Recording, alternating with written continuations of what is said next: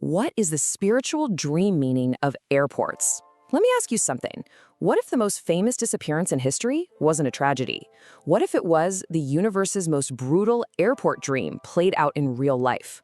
Okay, think about it. July 2nd, 1937, somewhere over the vast Pacific Ocean, Amelia Earhart just vanished. No wreckage, no body, no tidy final chapter, just a departure with no arrival.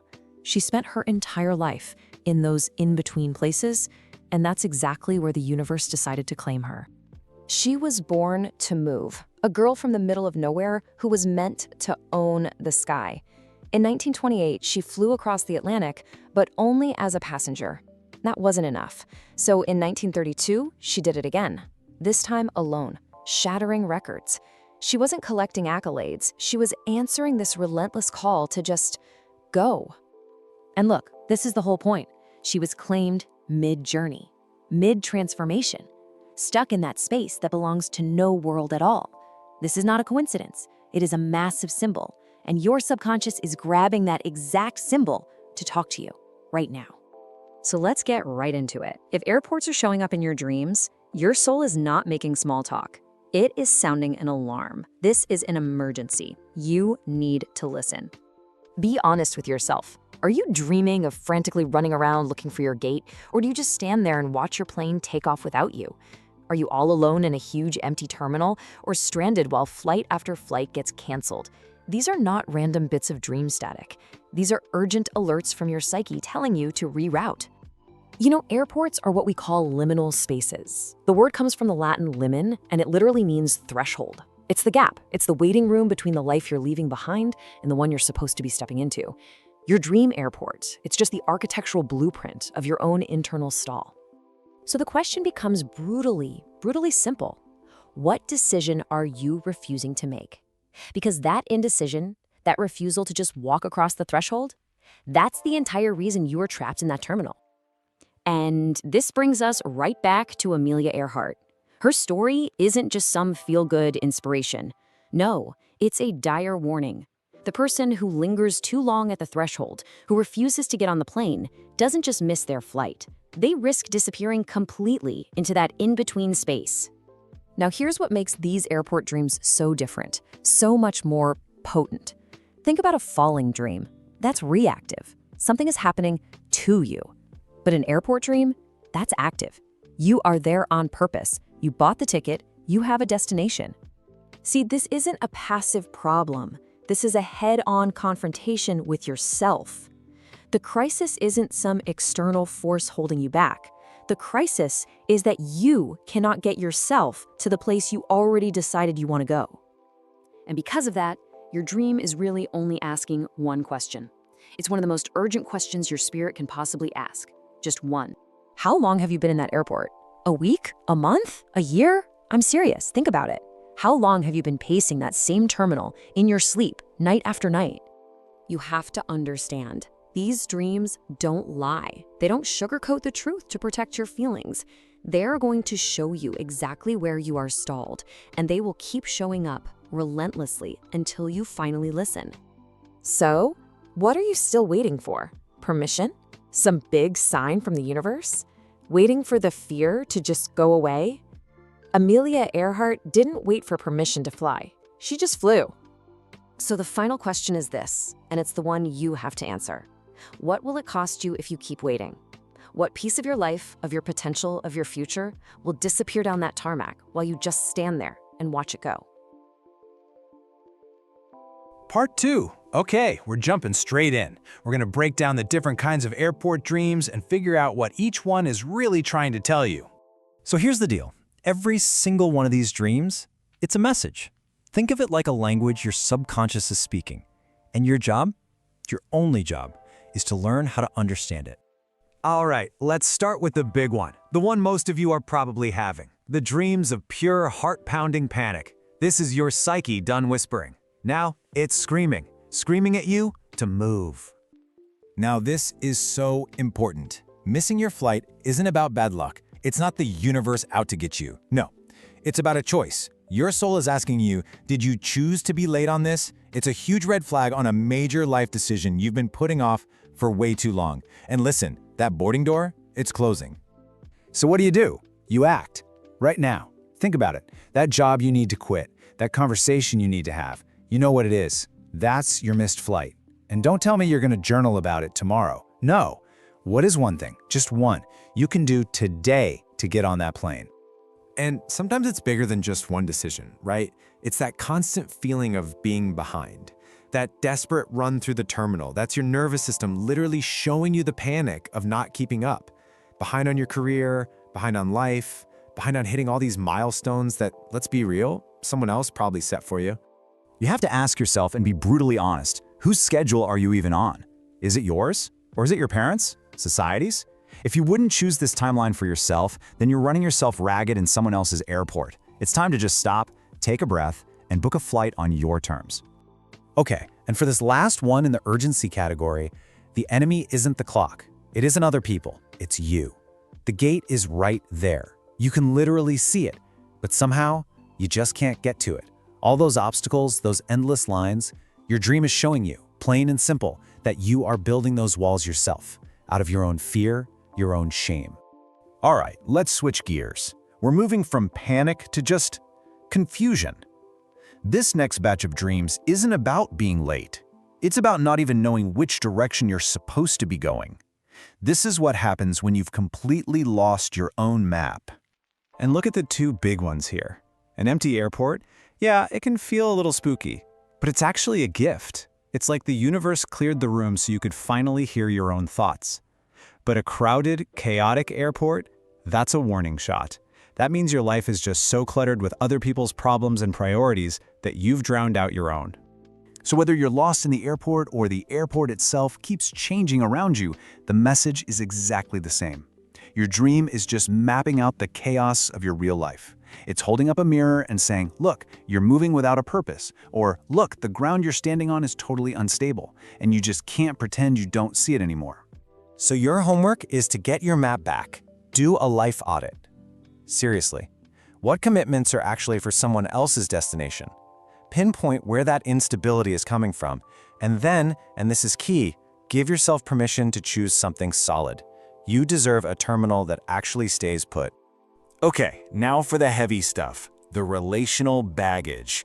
This is where it gets super personal, because these dreams are all about the people on our journey, the ones we're with, the ones we're waiting for, and all the baggage they come with.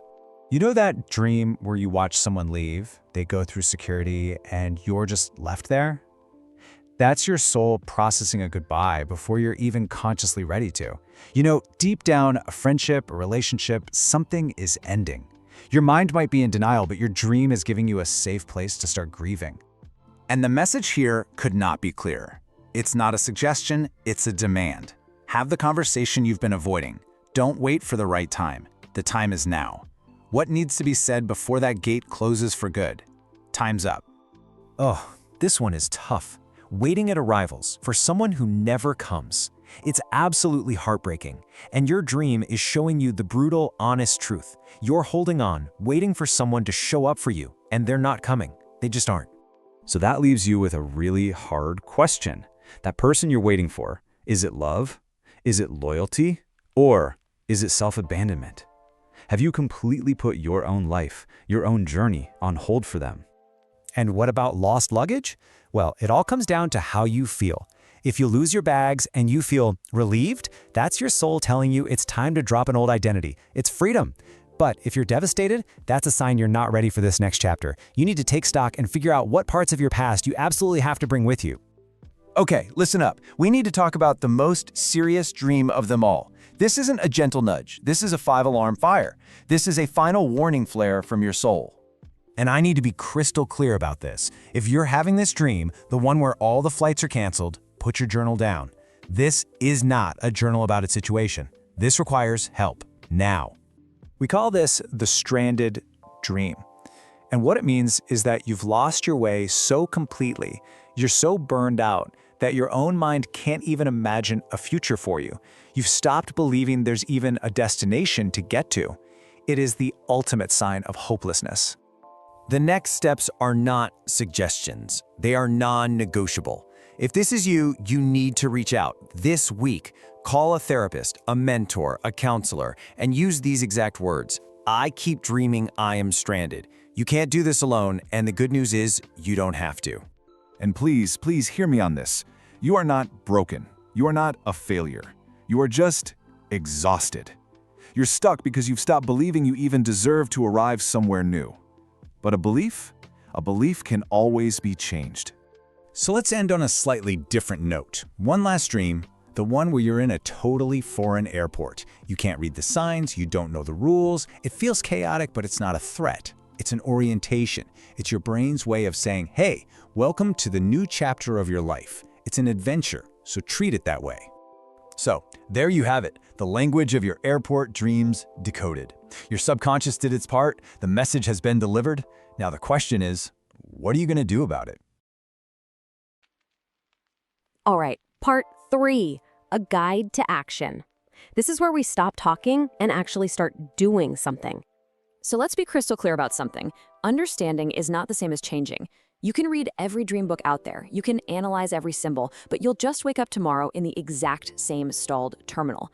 These next few tools, they are the difference between knowing and doing. I want you to find the one that hits you in the gut, and I want you to start today. First up, from thought to action. So if you're one of those people who lives in your head, the overthinkers, the processors, the journalers, you need to listen up. These first 2 tools are designed specifically to pull all that internal work out into the real world. Okay, the morning declaration. This one is for you, the overthinker. The morning after you have one of these airport dreams, before you even think about your phone or your coffee, you're gonna stand up and speak aloud. You say, my destination is, and you fill in that blank with the most honest truth you can find. This isn't some cute affirmation. This is about making your destination real by hearing your own departure call in your own voice. And let me be really clear about why this matters. Thoughts that stay in your head just stay dreams. It's the words that make things real.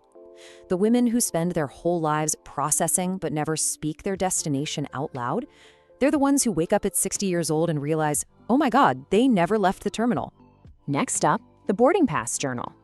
This is for the woman who thinks best on paper. Go get a real physical notebook.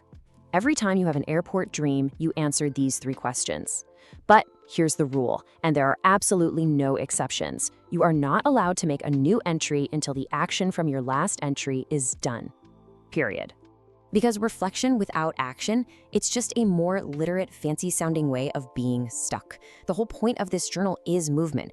If it's not producing action in your life, it's not a tool, it's a comfort blanket, and it is not serving you. All right, let's switch gears. Section 2, check your connections. This is for all of you out there who are carrying way too much weight and waiting around for people who, let's be honest, just aren't coming. The relationship departure check. Now, if you dream about another person in an airport, the clock starts ticking. You have 48 hours to do this. You list the 5 people who take up the most real estate in your head, and you ask these 3 brutally honest questions for each one of them, and no lying to yourself. Because here's the raw truth. Staying in a relationship that's headed to the wrong destination doesn't protect a single soul. All it does is ground both of your flights, indefinitely. Relationships that are just held together by fear, they're just terminals where nobody ever leaves and nobody new ever arrives. Okay, now for the luggage liberation exercise. Dreaming of lost or heavy bags? This one is non-negotiable for you. You are going to sit down and list every single emotional burden you are carrying. Everything. And next to each one, you will label it mine or not mine. For every single thing you mark as not mine, you are going to take one specific, concrete action this month to start putting it down. And I need you to really hear me on this. You cannot board the next chapter of your life if you are still trying to drag someone else's bags through security. That dream you're having isn't a punishment, it's mercy. It is your own soul begging you to travel lighter so you can finally arrive as yourself. Section 3, grounding the change. This is for the decisive ones, the ones who are ready to feel it in their bodies. It's all about taking these psychological insights and anchoring them in the physical world on a hard deadline. The physical threshold ritual. Within 1 week of an airport dream, I want you to physically go to a real one or a train station.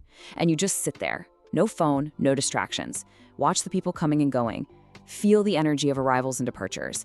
And then you ask yourself, am I arriving Or do I need to be departing? Your body knows the answer. It knows the truth in a way your mind can't rationalize away. And this one, the decision deadline. Are you dreaming of missing flights over and over? This is an emergency broadcast for you. You need to identify the single biggest decision you've been avoiding. The big one. You know what it is. And you are going to set a hard, non-negotiable date to make that decision within the next 30 days. Those dreams are your psyche screaming that the boarding window is about to close. Because you know what? Missed life decisions cost you something you can never, ever get back. Time. So you treat this deadline with absolute seriousness. It's an appointment with your future that you cannot afford to miss. Okay, let's talk about finding your gate. This section is for anyone standing at a professional or a creative crossroads. It's for anyone whose dreams are all about that confusing feeling of not knowing the final destination. The Purpose Gate Finder. Super simple, but incredibly powerful. You're going to make 2 lists. On one side, what your soul would choose if money and other people's opinions were completely off the table. Your 3 true passions. On the other side, where your time actually went in the last month. You see that gap between the 2 lists? That gap is the airport. Your entire job is to close that gap, even by 1 tiny degree, this week. Don't you dare disappear into someone else's itinerary. You find your gate this week.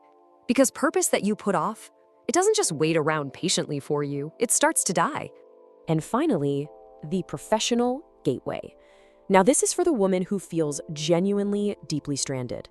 The woman whose dreams are just recurring nightmares of total paralysis and constant, endless cancellations. If this is you, if that feeling of being permanently unable to move is your reality, I need you to listen very carefully. This is not a journaling situation. This is not a ritual situation. This is a signal that you need a different kind of action, a different kind of support. You're going to find a therapist. And in your very first session, you're going to say these exact words. I keep dreaming I am stranded and cannot get anywhere. It has been happening for a long time. A skilled therapist will know exactly what that means. They will know exactly what door that opens. And I need you to know this is not defeat. This is not failure. This is the single most courageous boarding you will ever do. You weren't designed to navigate every terminal by yourself. You deserve a ground crew. So remember this, the cost of just waiting around, it is not 0. The cost of waiting is your life. Every single week that you delay is another week that you are living in a stalled terminal instead of at the destination you were made for. The time is right now.